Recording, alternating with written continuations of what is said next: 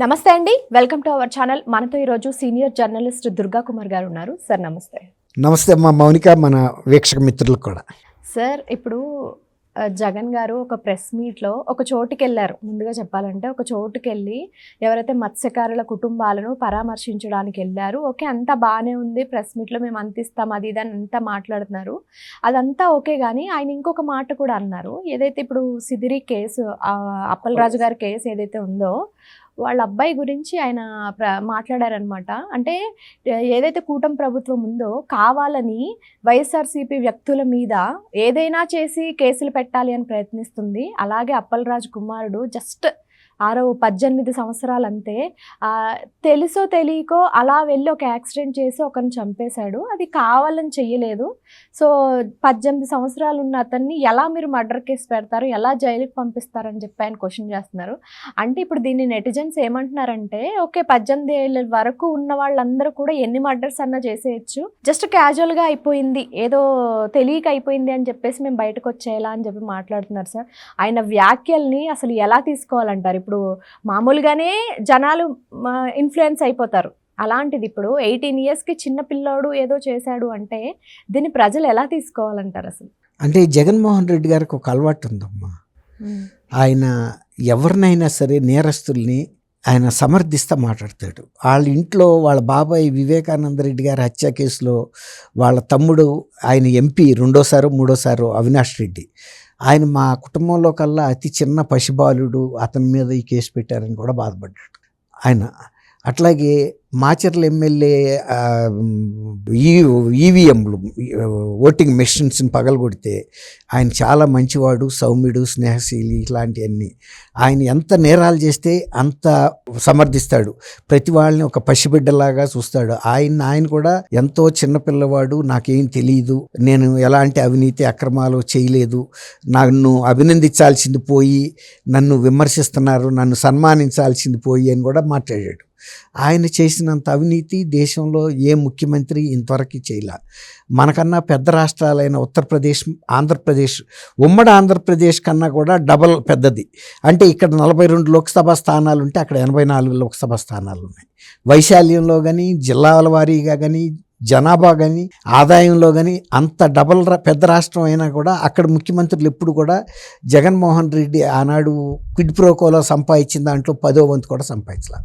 అంటే ఒక రకంగా ఈయన దేశంలోనే ముఖ్యమంత్రులకి, ప్రధానమంత్రులకి ఒక రకమైన టెంప్టేషన్, అంటే అతను సంపాదించినంత మనం ఎందుకు సంపాదించలేదు అనే ఒక లక్ష్యం పెట్టుకునే విధంగా, అంత ఈర్ష్యపడే విధంగా, వాళ్ళు పశ్చాత్తాప పడేటంత విధంగా అవినీతి చేసి ఇవాళ ఆయన సమర్థించుకుంటున్నాడు. ఎక్కడ నేరాలు జరిగినా, ఘోరాలు జరిగినా వాళ్ళ పార్టీ వ్యక్తుల గురించి ఆయన ఈ విధంగా మాట్లాడుతున్నాడు. 18 ఏళ్ళు ఉన్న విషయాన్ని ఎవరు కాదంటలేదు. అతను బుల్లెట్ మోటార్ సైకిల్ తోలాడా లేదా అన్నదే పాయింట్. అక్కడ తోలినప్పుడు, యాక్సిడెంట్ చేసినప్పుడు అతను మర్డర్ చేశాడని వాళ్ళు సెక్షన్ పెట్టలా.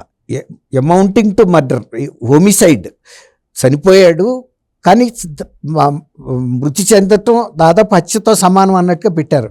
అంటే నిర్లక్ష్యంగా డ్రైవ్ చేసి ఒక వ్యక్తి ప్రాణాన్ని తీసినప్పుడు డైరెక్ట్గా మర్డర్ కేసు అని పెట్టరు, ఇలా హోమిసైడ్ అని పెడతారు. అమౌంటింగ్ టు మర్డర్ అనేది భారత బిఎస్ఎన్, భారత న్యాయ సంహిత, బిఎన్ఎస్, ఇదివరకు ఐపీసీ ఉండేది, ఇప్పుడు బిఎన్ఎస్ సెక్షన్ కింద పెట్టారు తప్ప మర్డర్ కేసు పెట్టలే ఇప్పుడు. అట్లాంటిది ఆయన మర్డర్ కేసు అని ప్రజల్ని తప్పుదావ పట్టిస్తాం. అసలు ప్రమాదం జరగటం పెద్ద విషయం కాదు. ఎవరిపైనా కూడా తోలినప్పుడు ఇలాంటి నిర్లక్ష్యంగా తోలటమో ఇంకోటో జరుగుతాయి.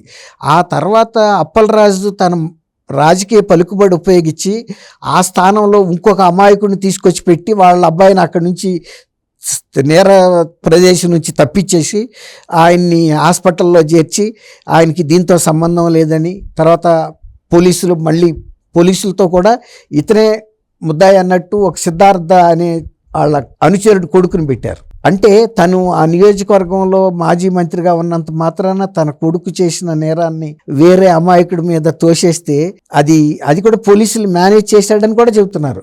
ఇప్పుడు ఇది కాశీబుగ్గ పోలీసులు మెడకు కూడా చుట్టుకుంది. ఉన్నతాధికారులు కూడా మీరు ఒక వ్యక్తి వచ్చి నేనే చేశాను యాక్సిడెంట్ అనగానే పూర్వాపరాలు విచారించాలి పోలీసులు. ఒక్కోసారి కొంతమంది వ్యక్తులు ఒక మర్డర్ చేసేస్తారు ఒక వ్యక్తిని. చేసిన తర్వాత వాళ్ళు పక్కకు తప్పుకుని ఎవడో ఒక అమాయకుడిని అనామకుడిని తీసుకొచ్చి ఇదిగో ఇతనే సినిమాల్లో లాగా పెడతారు. పెడితే పోలీసులు కళ్ళు మూసుకుని రాసేయటమేనా? ఆడికి అసలు మర్డర్ చేసే కెపాసిటీ ఉందా?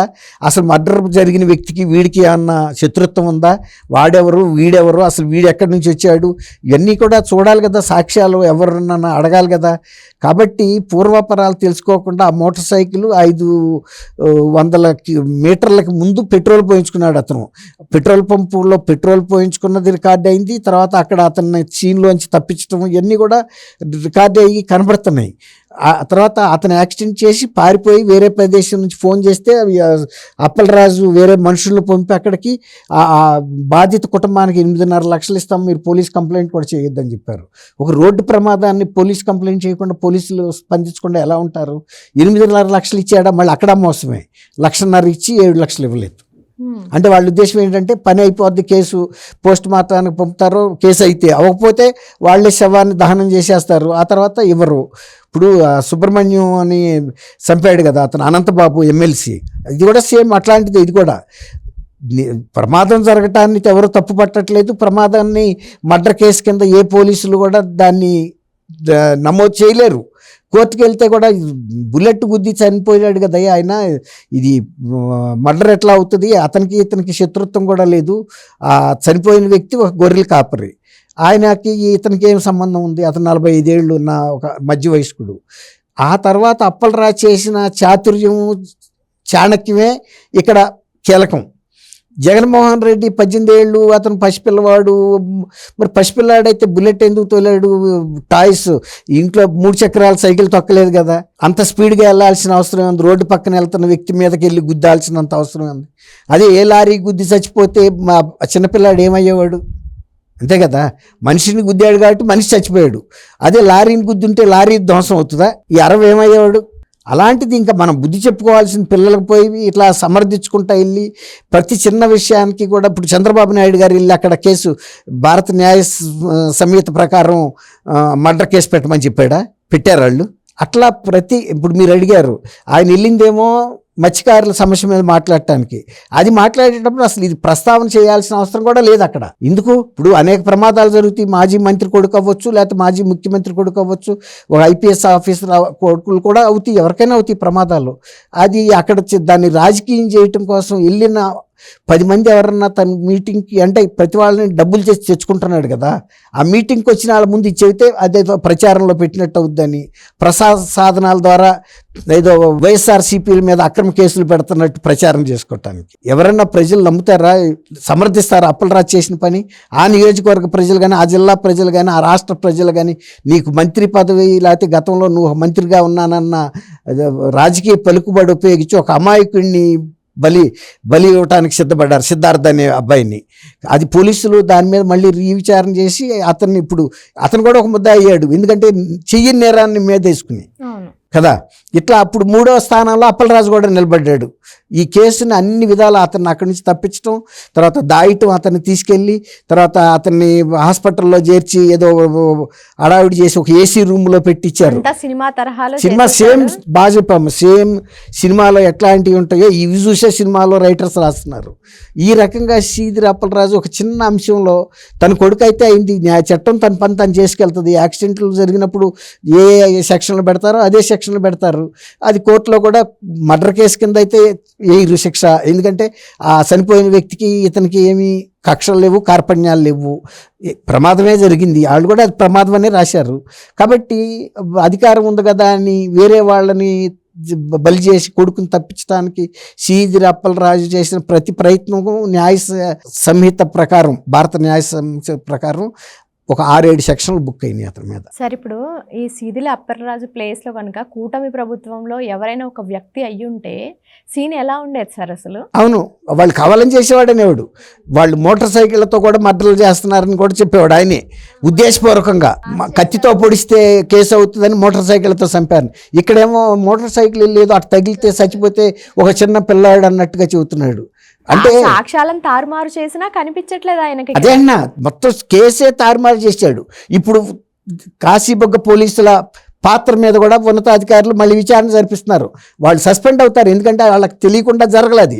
అసలు పోలీసులు ఎప్పుడైనా సరే ఒక కేసు పూర్వపరాలు విచారించకుండా కేసు పెట్టరు. అది అంత పబ్లిక్లో జరిగింది, పలానాళ్ళ అబ్బాయి అని తెలిసినా కూడా అది తప్పిస్తానికి చేసిన పోలీసు అధికారులు ఇప్పుడు మూల్యం చెల్లించుకోవాల్సిన పరిస్థితి వచ్చింది. సీదిరి అప్పలరాజు చేసిన చాణక్యంతో పోలీసులు మెడకు చుట్టుకుంది, వాళ్ళ కుటుంబాలు బలైనవి, వాళ్ళు రోడ్డును పడ్డారు. దీన్ని సమర్థించిన జగన్మోహన్ రెడ్డి లాంటి వ్యక్తిని కూడా ప్రజలు క్షమించరు. మళ్ళీ 29లో వేయాల్సిన శిక్ష కూడా 2029 ఎన్నికల్లో మళ్ళీ వేస్తారు. Okay, thank you sir. Thank you అమ్మా మౌనిక, మన వీక్షమిత్రులు.